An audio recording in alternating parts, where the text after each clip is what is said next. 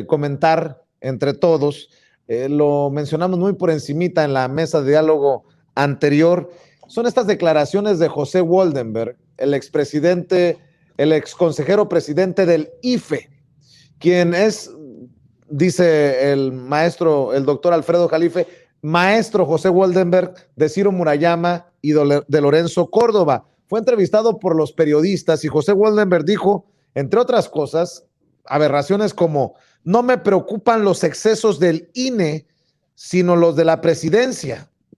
José Woldenberg aseguró que el INE y sus consejeros se han enfocado en defender su autonomía y rechazó las medidas adoptadas también por el diputado Sergio Gutiérrez Luna de presentar una denuncia penal ante la Fiscalía General de la República en contra de Lorenzo Córdoba y otros miembros del instituto, luego de que votaran a favor de aplazar la consulta sobre la revocación de mandato, medida que revertiría la Suprema Corte y el Tribunal Electoral.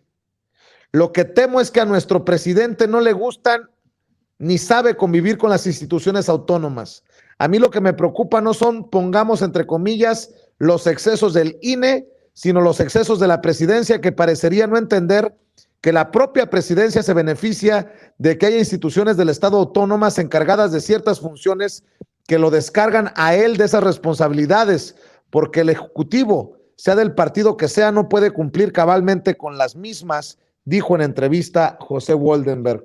Pues ahora entiendo por qué traemos como traemos atorado a Ciro Murayama o a Lorenzo Córdoba, Daniel Cabrera, con un maestro que piensa así.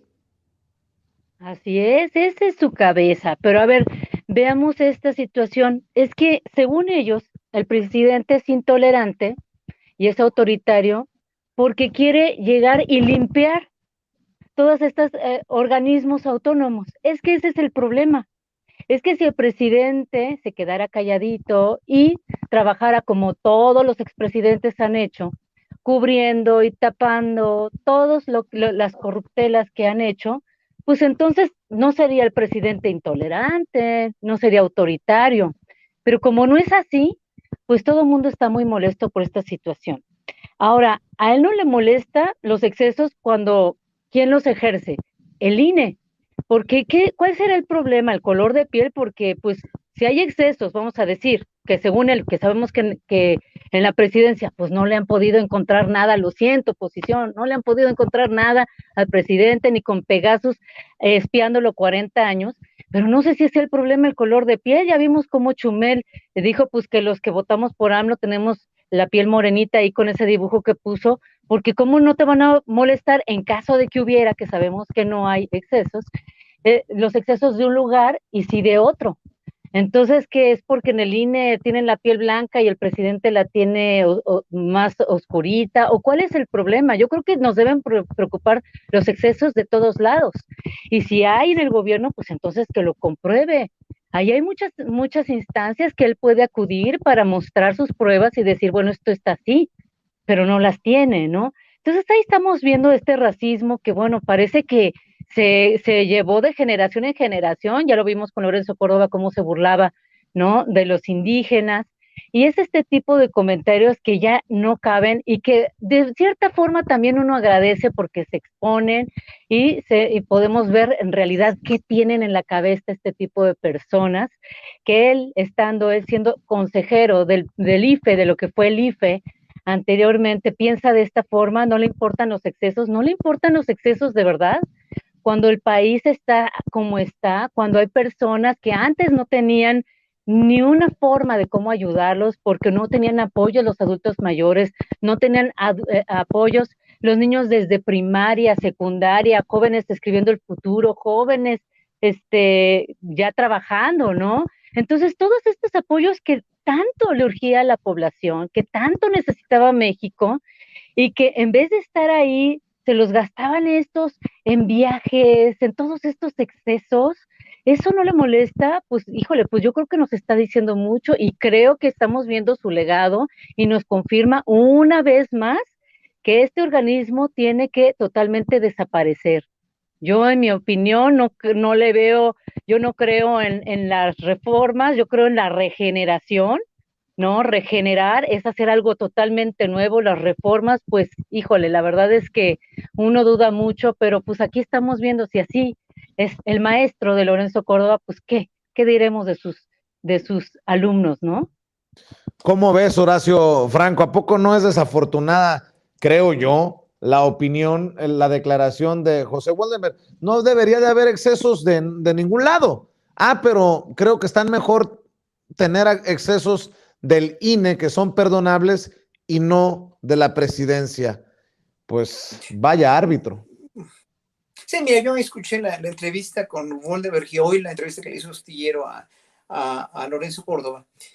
Y están, o sea, las ideas de ellos dos, y seguramente de Ciro Murayama, están fincadas en la cuestión de que ellos ponderan la existencia y casi que los justifico, obviamente los entiendo, los justificaría si lo estuvieran haciendo realmente honestamente, o sea, si lo estuvieran haciendo sí por la ley, sí por cumplir con la ley, sí por cumplirle al pueblo de México, porque hoy Lorenzo Córdoba le dijo a Julio precisamente, ¿no?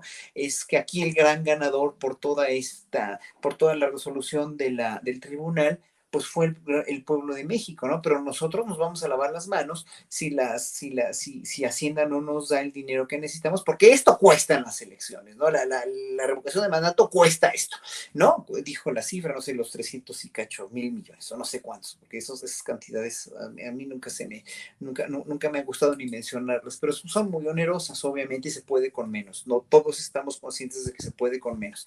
El sistema electoral, el INE, antes, el IFE, antes INE, es uno de los sistemas más caros del mundo, pero aparte de todo, aquí hay una cuestión sí legal que en un momento dado la puedes ponderar, como la ponderó Córdoba, como la pondera Voldenberg, dentro de su microcosmos.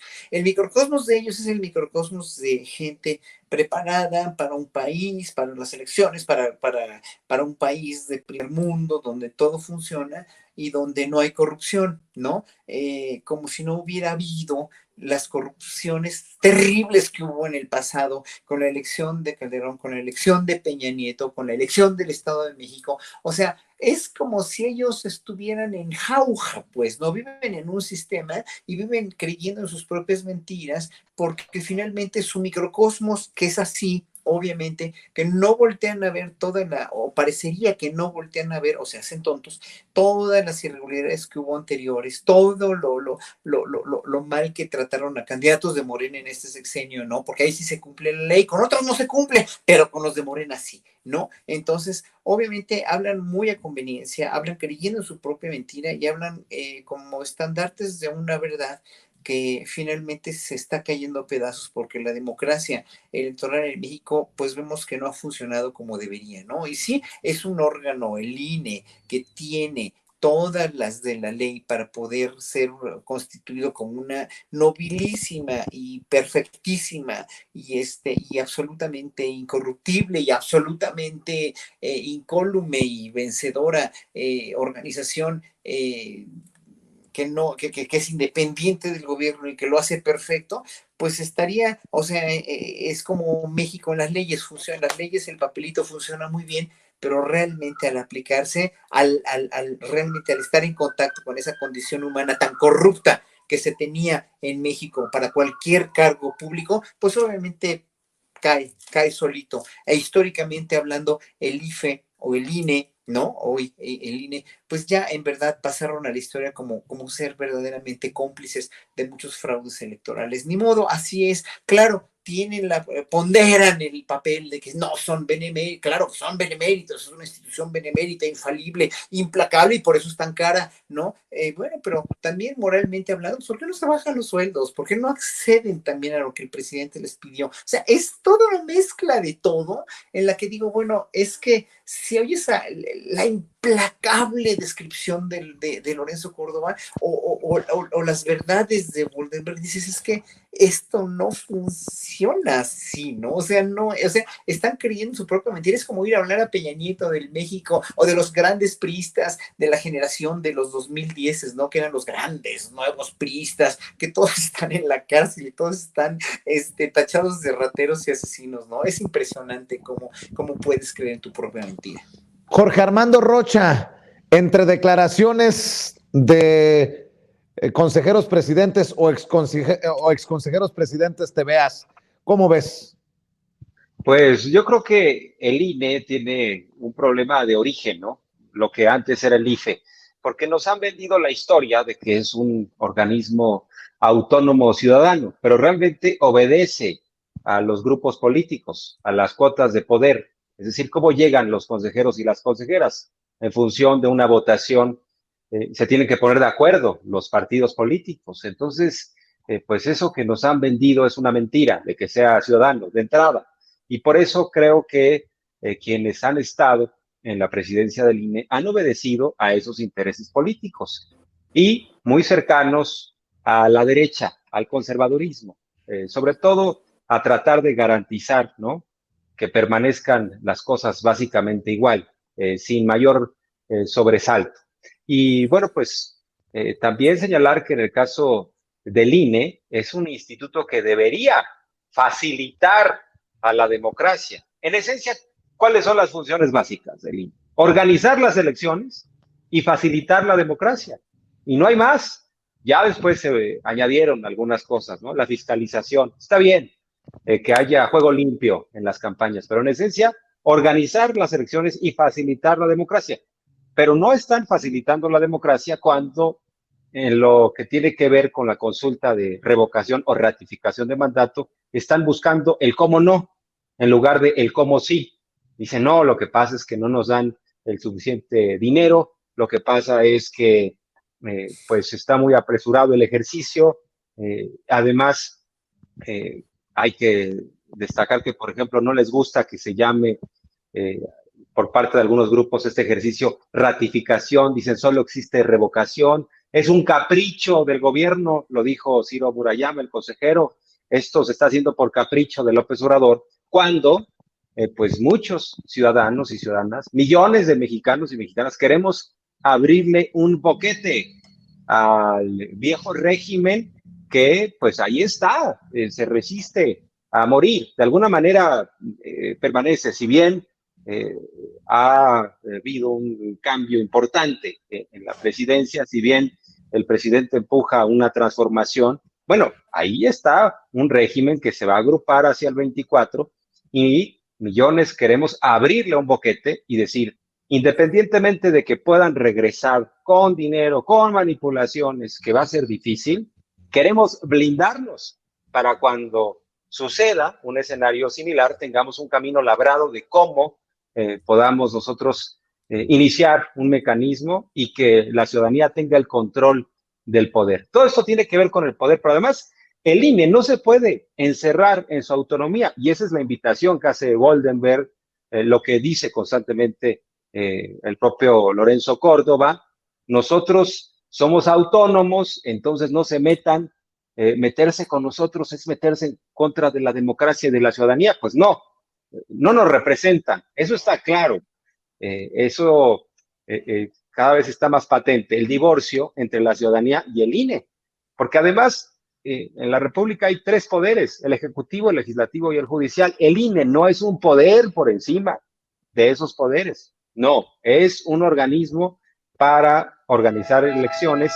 Sin embargo, pues hay que reconocer que este protagonismo de Lorenzo Córdoba ha llevado a excesos, ha llevado incluso a una disputa frontal contra el presidente y contra un partido. Ahora sí que se ensañaron en contra de aspirantes de Morena en el pasado proceso electoral. Se les pasó la mano. ¿Cómo es posible que no dejaron competir a dos candidatos por un asunto de un video en Facebook y a otros candidatos que violaron la ley electoral, que trapearon con la ley electoral, como Samuel García, por ejemplo, que hasta dinero dudoso metió a su campaña, ahí sí nada más una multa?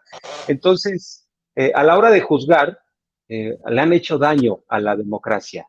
Y en ese sentido, pues tenemos a Lorenzo Córdoba muy arrogante, no ofrece disculpas, no dice vamos a ver cómo apoyamos a la ciudadanía, siempre su discurso es petulante, es tratar de ver a los demás como si él fuera el iluminado de la democracia.